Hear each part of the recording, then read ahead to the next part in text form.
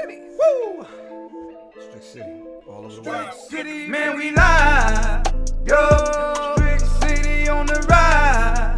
Yo, look like surprise. Yo, taking your city like we live. Yo, man, we live. Yo, taking your city like surprise. Yo, on the ride. Yo, Strick City coming live. Yo.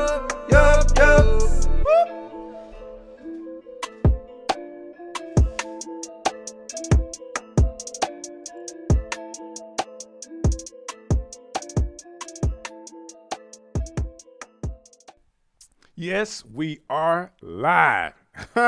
Hey, man, we got so much going on right now. I just can't believe what's happening right now. If you've been watching the television, like, it's been crazy, right? Don't get stuck in the TV because the TV could really get you twisted. I want to say welcome to everybody that's watching tonight. We have an incredible guest. I'm excited to have this young man with me tonight because he has an incredible story of what God has allowed him to do recently in his city. And I don't want you to miss it, but I don't want all your friends to miss it as well. So this is what I need you to do. I need you to share it. Can you do that for me? Can you share it? I'm actually looking right now. I may have a problem on Facebook, so me and you together could actually take a look at what's happening on Facebook because I don't see it yet. Like, what's going on? We should be on. We should be live, and it's not up yet. Let's see if we can get old Facebook to put us on. We're sending data. And while I'm doing this, I want to definitely shout out everybody that watched Tuesday night with Pastor Thomas Beavers from New Rising Star Church. That's my guy right there. So everybody that checked us out then, man, thank y'all for watching. The comments were ridiculous. Like, everybody was in the comment section talking, and I don't know, it's like we were having church, like, in the comments on Facebook Live, you know? Big shouts out to everybody that's on YouTube right now. I see you watching. I apologize, my YouTube people. Facebook is acting up. Like, why? That should not happen. But this is what I want to do. I'm going to do my opener real quick, and we're going to come back and see if we can get Facebook on. Strick City on the ride. Yo, look like surprise. Yo, taking your city like we live. Yo, man, we live. Yo, taking your city like surprise. Yo, on the ride. Yo, Strick City coming live. Yo.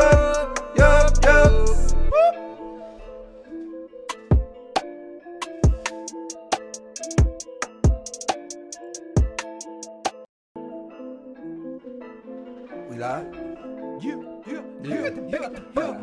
Yeah.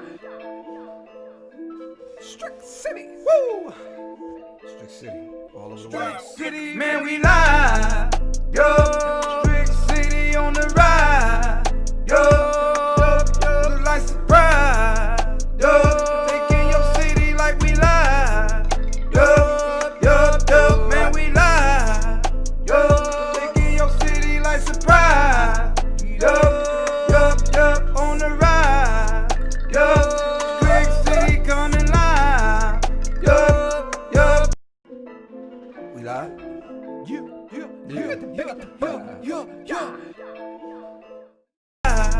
Yo, taking your city like surprise. Yo, on the ride. Yo, Strick City coming live. Yo.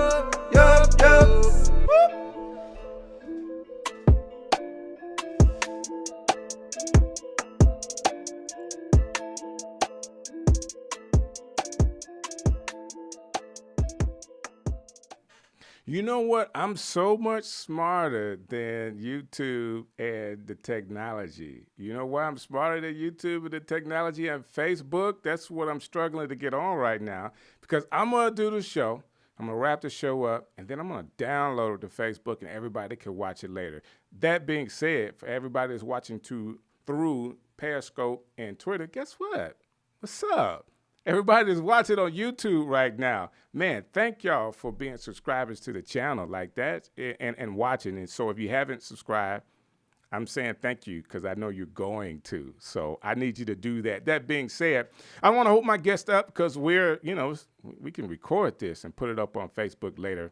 But everybody that's on, you can still comment, whether that's on YouTube. Go to the comments. If it's on Periscope and Twitter, you can comment there as well. I'm going to get you on. Before I get started tonight, I definitely want to give a big shout out to our media partner, Urban Ham. UrbanHam.com is where you want to go for all of the information, what's happening in the city of Birmingham.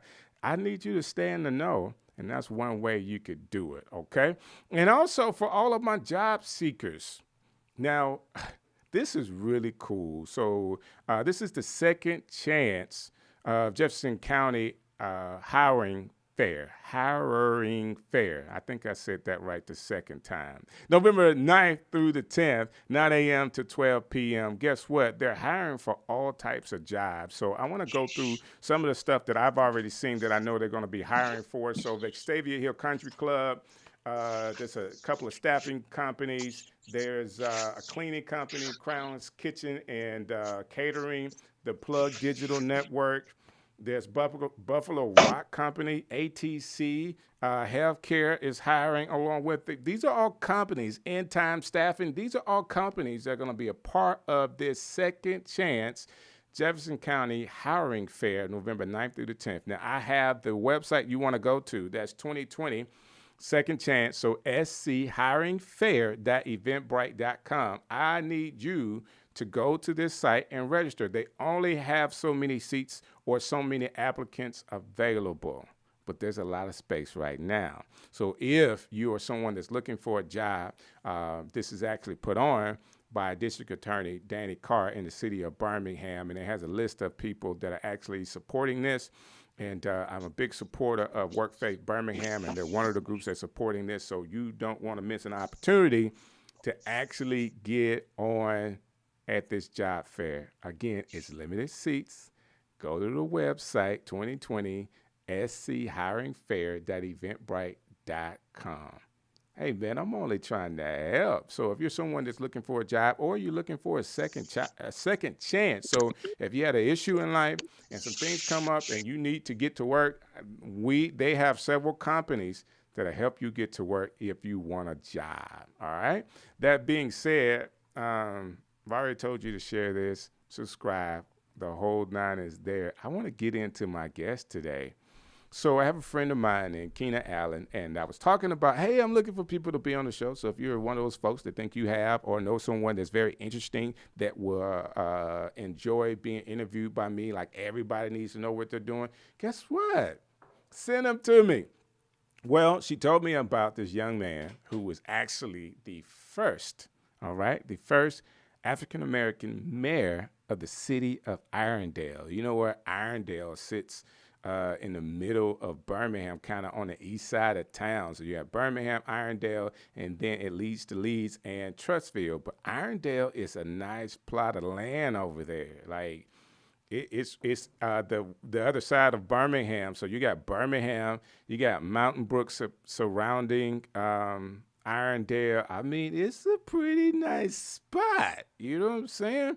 So they have done tons of things to try to revitalize the area and build it up. And man, to have the first African-American to sit in the mayoral spot right there in the city of Irondale, man, I am so anticipating this gentleman I'm having on today. So if you can give the best Strick City welcome that you can to none other than James Stewart Jr. How you doing, sir?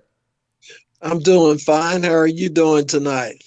Man, I am great. I'm so happy to have you on tonight. Listen, you have an amazing story to actually be the very first. How does that feel to you? Well, it feels fantastic to have the opportunity to be the first African-American mayor for the city of Irondale. Irondale was incorporated in 1887. So that's been a long time since we've had an African American to be able to serve. And to be honest with you, I'm just delighted to be able to have the opportunity to be able to use my gifts and abilities to be able to move the city of Irondale forward into the future. Man, that's really cool. Now, your gifts and abilities are really on the financial end. Am I saying that right? You've been working for the city of Irondale for a while now. Yes, I've been working as the city clerk for over 8 years. I served on the city council for 6 years, and I was also on the commercial development authority for 6 years. So for the last 20 years, I've been involved in the city of Irondale in some form or fashion. So you were the person like when I came down off the hill in Irondale, right in front of Sam's, and that police officer was sitting in the corner. He clocked me for like 10 miles over the speed limit. I actually had to pay you, right? The city clerk, and then you send the city clerk all your ticket money. No, that is actually our court magistrate. What I I got you. do is more of the administrative side with dealing with resolutions, ordinances, minutes, actually getting everything ready for our city council meetings, responsible for all of the finances, insurance, investments. So I do a little bit of everything there at the city. I deal with permits. So you name it, everything else that no one does in the city, that's what a city clerk does for their particular municipality. Do you think that that particular role for you is what may have helped you be prepared or even desired to run for mayor? I would say that the role definitely played a part because it allows you to be able to see every facet of a city. It allows you to be able to interact with all the departments. So you get a generalized knowledge about everything that is going on. And if you can put all of that together, basically, I have been working in the capacity to be able to run a city because in a lot of cities, especially in the state of Alabama, we do not have what is called city managers. And because we do not have city managers, city clerks are the ones who usually fill that bill. So I would say having the ability to be able to diversify and work across departments, be able to deal with state, local, county government has really given me a background to be able to lead a city and to lead a city like Irondale into the 21st century. But why? Why do that? Why not, enjoy the role that you have now? Well, you know how it is, DJ. God has a way of making you uncomfortable when you get in a place where you should be comfortable. I'm I actually got you. 56 years old. And when Man, I you began to look good, think about sir. running for this particular office, I said to myself, that self, we should be on the downside now. We should be stockpiling our funds. We should be getting ready for retirement. However, Right. whenever you have a plan, God also has a plan as well. And God's plan was for me to begin this new process, to be able to use all the gifts and abilities that He's given to me, to be able to make the city of Irondale a wonderful place to live, to be able to improve the quality of life, and really to be able to build community. Wow. So it's just a lot to take in, I guess, because I know on your taking. So November the 2nd is the actual day that you will be, I guess, sworn in as the mayor. And on that day, you'll actually take 2, 3 salary cuts, like upwards of $70,000 pay cut to be the mayor from your current job. Like that has to be outstanding. Like this is what I want to know. What was that conversation like with your wife when you said, you know what, I want to run for mayor? She's like, oh, that's great. And then you had to say, well, it only pays like 20 grand. And you had to take a $70,000 pay cut. What was that conversation like? Well, I would say since I've been in the game for so long, my wife was kind of used to me starting new ventures and being a risk taker. So when I shared the information with her, she said, hey, if you feel that the Lord is calling you to be able to do this, I support you. So if your wife supports you and your family supports you, then the only thing that you can do is go ahead and embark on the journey and go ahead and get started. So my family has been very supportive. We know that whenever we are obedient and we begin to do what God has called us to do, He said that He will never leave us, nor He would never forsake us. So I'm standing on that promise to realize that if I'm obedient to answer the call, that we have a Heavenly Father that owns it all, and that in His timing, He would replace that $70,000. Wow, that's got to encourage somebody. Like somebody's listening, that has to encourage you that it would come from not that just it would come from you, but you're saying that in faith because now you have a real faith walk right now to actually go into running a city, even though you have some details of how it would work from your current job as the clerk, but to lose that amount of money, but to be in faith saying that God is going to take care of you, brother. I commend you. And I'm hoping that encourages somebody like in this pandemic, like there's a lot of people that are struggling and had to lose jobs and get different jobs. And some of those people may not know what their current job if ends are going to meet. But if they could have the faith that you have or be able to make the statement that you make where you could put it in God's hand, man, I believe that could change their perception of what would happen to them. Do you believe that as well? I do believe that because one of the things that I know for sure is that whenever you embark on a journey that the Lord has called you on, then you do not have to worry about the outcome. We realize that our fight is fixed. We know that we're going to be victorious in the end. We don't know what's going to transpire in the middle, but we do know how things are going to end. So there's a passage of scripture that says that we never lose anything when we give up everything to be able to do what God has called us to do. And I firmly stand on that, DJ, knowing that in His timing, that God is going to be able to make a way out of no way because that's just the way that God works. And I've seen Him work for the last 35 days when I was running on that campaign, when I was enduring the heat, when I was enduring the criticism that people were throwing my way and saying all sorts of things that I knew that wasn't a reflection of my character. But I made a promise that I would never say anything negative about my opponent, regardless of what they would say about me. And I would truly say that the reason that I was victorious in the end is because God honors our faithfulness. That's awesome, man. Let me ask you this question. Did it get, in the city of Irondale, did it really get nasty in this mayoral race? Well, I would really say that it did. I mean, when you hear people saying things about you that you know that are not true, when you hear people that you've known for over several years turning on you as if you are a stranger, right? I don't care how strong your faith is. I will not say that those things don't bother you. And Right. even today, I am still working through those things. I know that forgiveness is for me, but I also realize that we are human. And when we are bruised, sometimes it takes time to be able to heal those wounds. But I realized that when I was elected for everybody in Irondale. There are That's over good. 12,437 citizens that live in the city.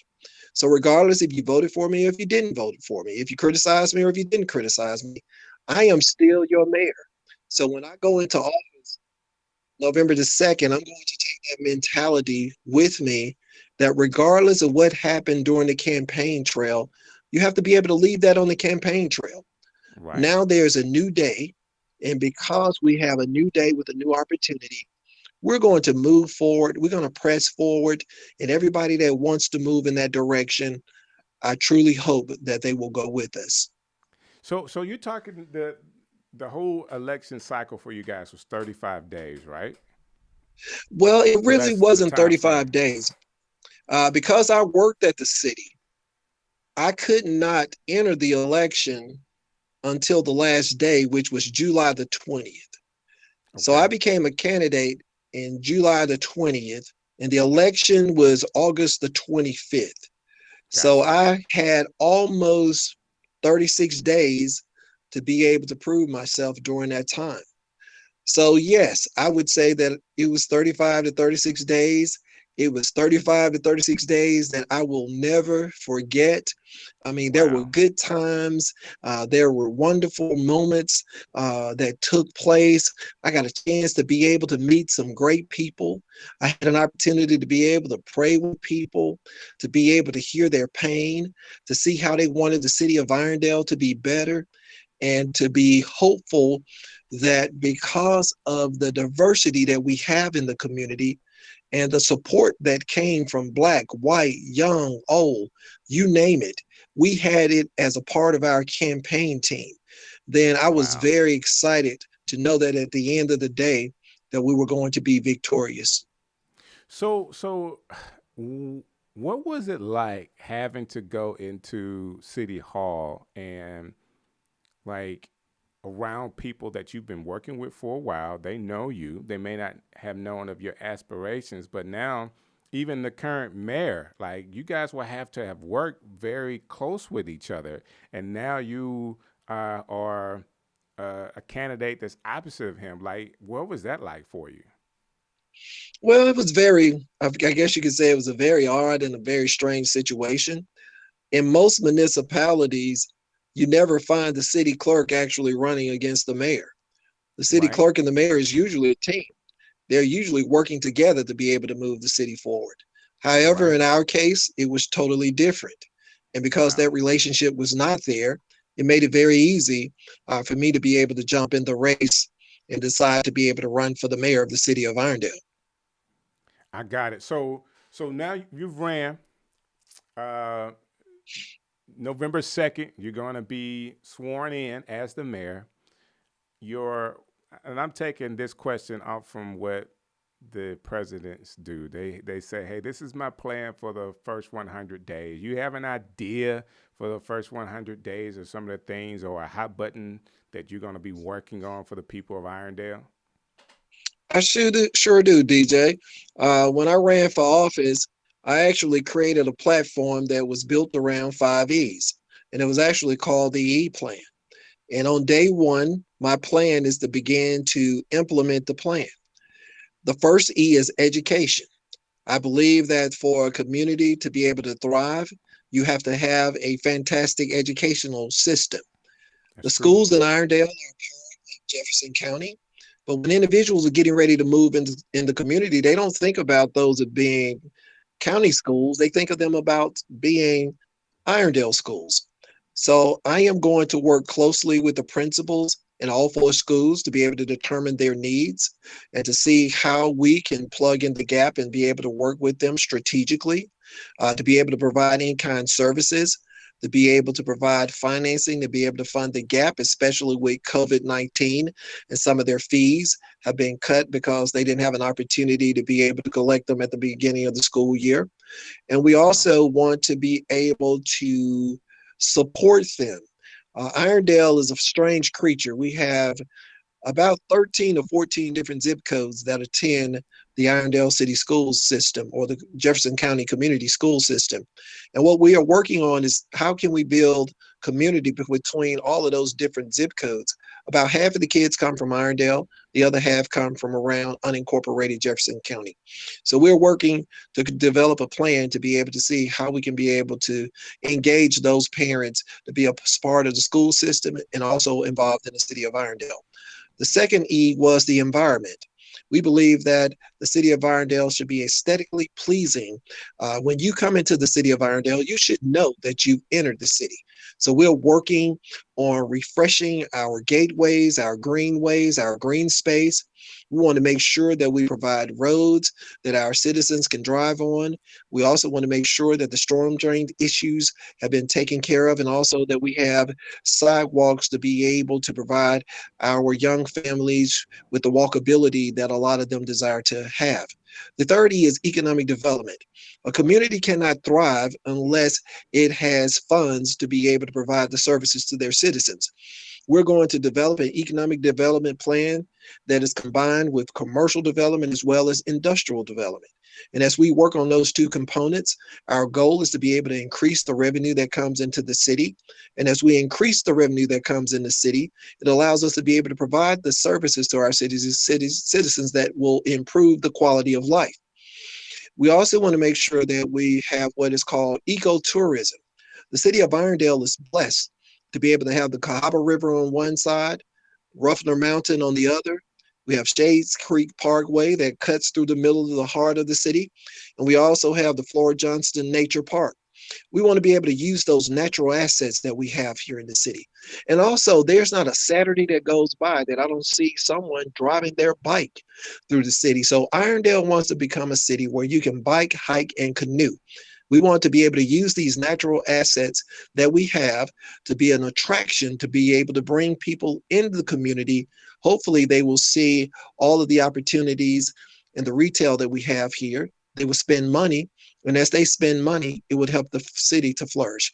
And then the fifth E is called employee empowerment.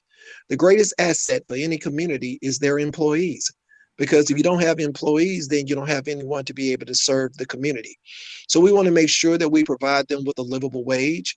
We want to make sure that we provide them opportunities to be able to get continuing education.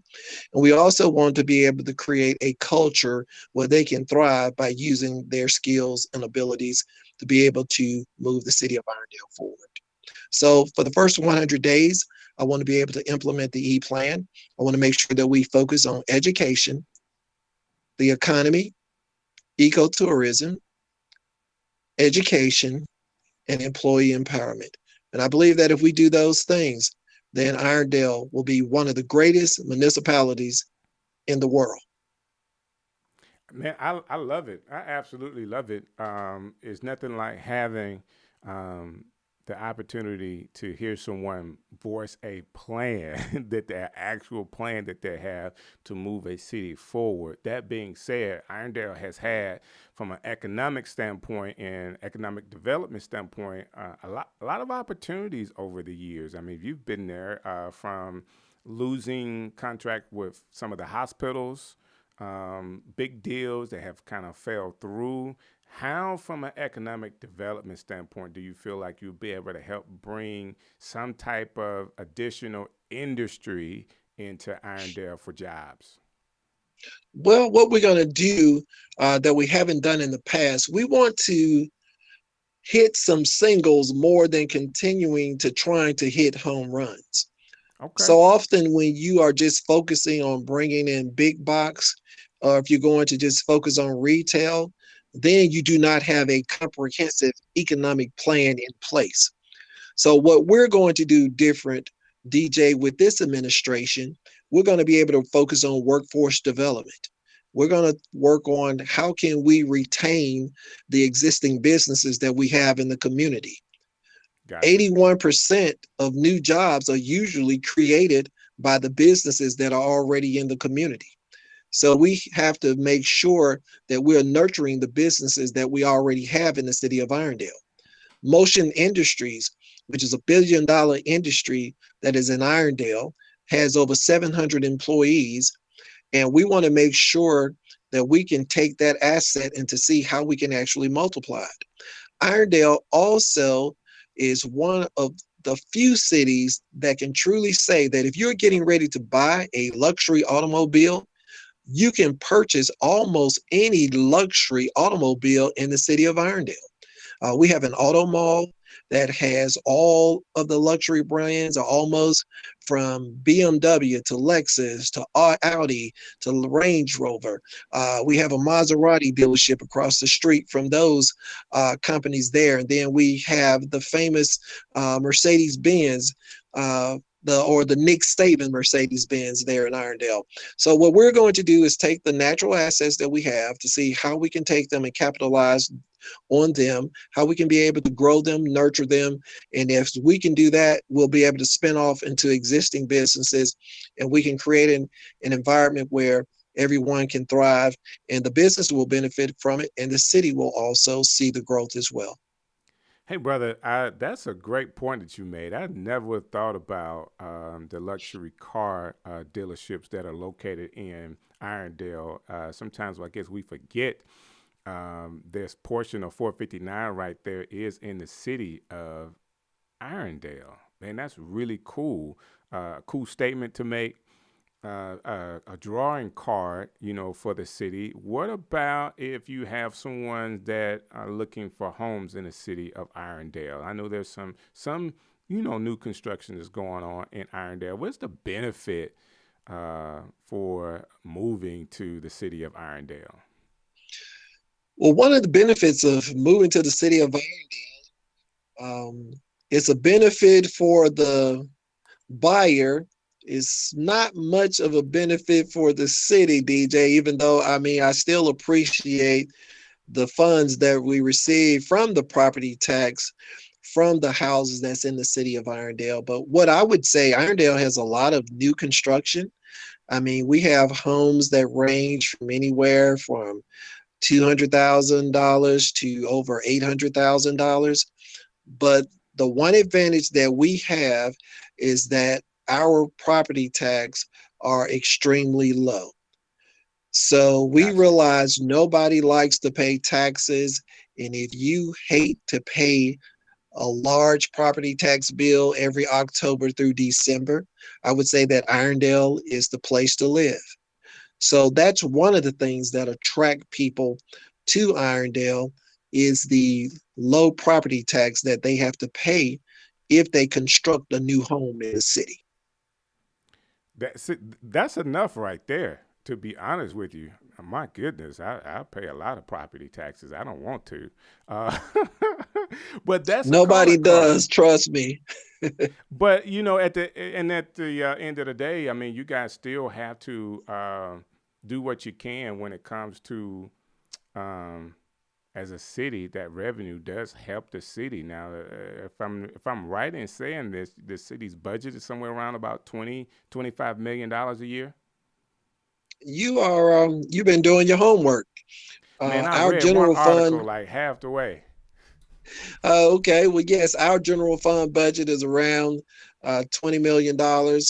Once you store in some of our what we call specialty funds, gas tax, we also have our own water department, and we also have a capital plan that goes along with it. It probably will push our spending plan up to about $27 million. But who would ever think that a city that has 12,437 citizens would actually have a budget around $27 million? And I can truly tell you, even with everything that has been going on with COVID, our finances have been stronger this year than they were the year before.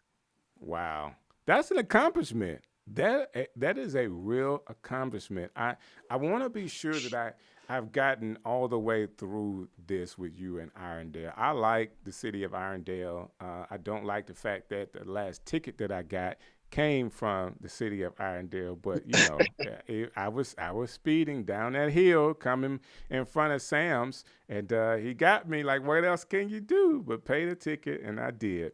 That being said, I mentioned Sam's. That was a big business in the city of Irondale. To replace something like that, you guys are really going to have some work on your hands to, I know you still have, or I don't, let me say this, let me not misspeak. I don't know if that Walmart is actually in the city of Irondale. Is it the Walmart that's down the street? No, That that was in Birmingham. Walmart was in the city of Irondale up until 2007. We got into a bidding war with Birmingham, and they decided to go to Birmingham because Birmingham offered them $25 million in incentives to be able to move. And that incentive plan was bigger than our whole budget.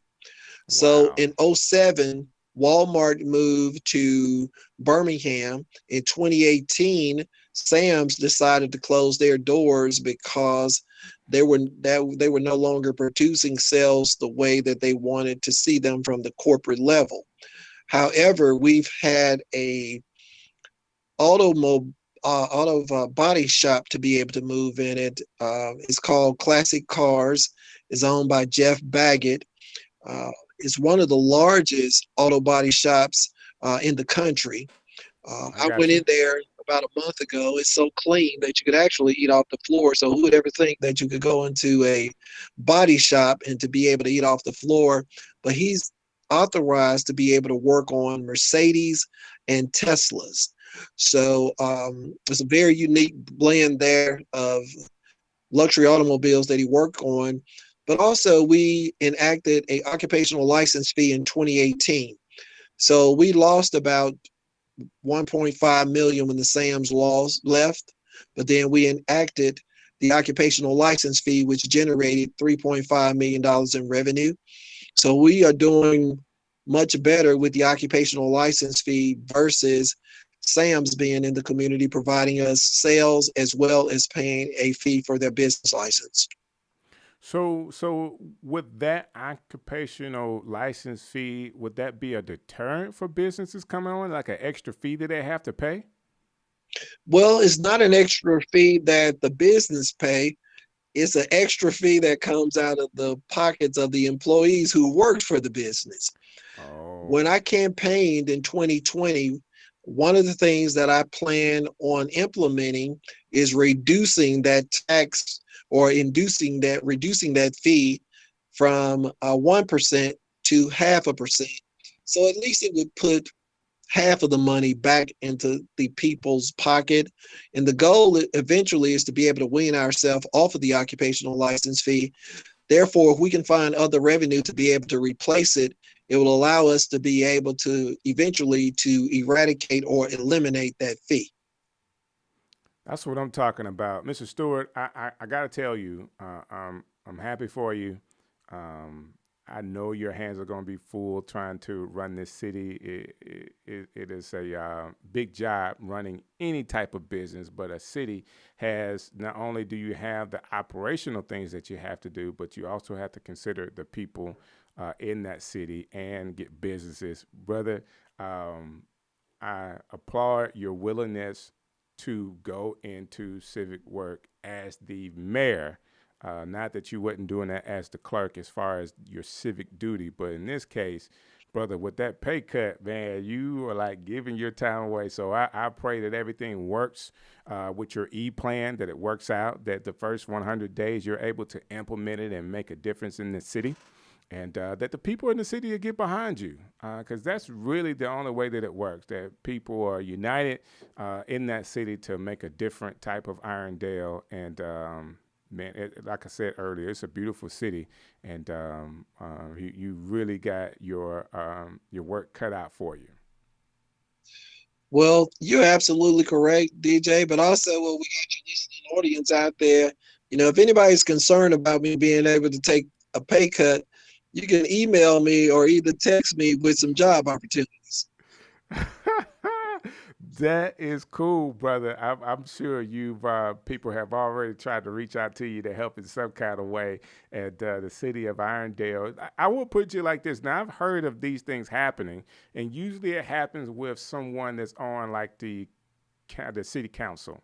Like, so the city council approves a mayoral raise, and then one of the council members says, okay, I'm going to be the mayor. But he sets himself up to be able to get that pay as soon as he gets in there. So I'm praying that maybe you can come up with a couple of businesses come in there and your budget increases like double and triple time, and the people will be willing to say, yeah, we'll do more.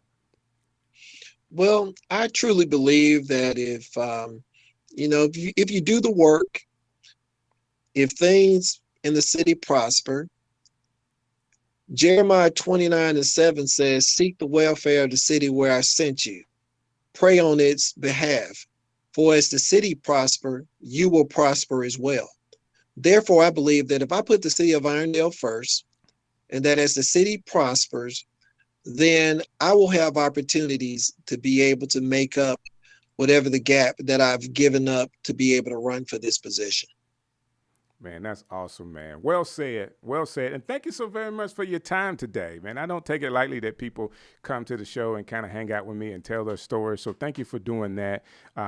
Praying that we encourage somebody today through your story and any support that people are out there. If you live in Irondale, This is your mayor, November 2nd. He will be sworn in, and move forward with him. Mr. Stewart, hold what you got for just 1 second. I want to be sure that I talk about some stuff again, so everybody that may be watching now, don't miss an opportunity to be in this Second Chance Hiring Fair. So 2020 SC Hiring Fair .eventbrite.com is coming up, and they have several companies they're going to be working with. So if you're someone that needs a second chance to get a job, like, there are opportunities out there right now. So don't miss it. From the Vestavia Country Club to the Plug Digital Networking Company, Buffalo Rock Company, just to name a few of the companies that are part of this job fair, November 9th to 10th. But what they're doing, they're registering people to go through this. So they already have 150 jobs to hire for. So you could actually, if you're not employed, be employed, or you can now get a new and better job by going through this job fair. I'm giving you the website to go to actually sign in. And this is brought to you by our district attorney, Danny Carr, and the city of Birmingham. District attorney of the city of Birmingham, Danny Carr. And then we have a list of other people that are supporting this, including WorkFaith, and always want to shout them out for the work they do in the community. Hey, guys, I have some work to do because Facebook never came up. So I'm going to package this up, put it on Facebook so people can actually see the story of James Stewart Jr., the first African-American mayor of the city of Irondale. What a story. I got some more coming up. It will not be next Thursday. Next Tuesday, that is November 3rd, which is our National Election Day. And I know everybody's going to be glued to the television. So next Thursday, we have, somebody that's really, really funny. Like, I got a big-time comedian coming to the show. Oh, man, I can't wait. You'll see the flyers coming out, but I cannot wait to have this. Is like one of my most big-time celebrity guests coming through. I met him a couple times over the years, and he's going to be right here on Strick City Live. Hey, man, God bless you guys. Thank you for hanging out with your boy tonight. It's been a blessing. Facebook, I'm finna load this up for you.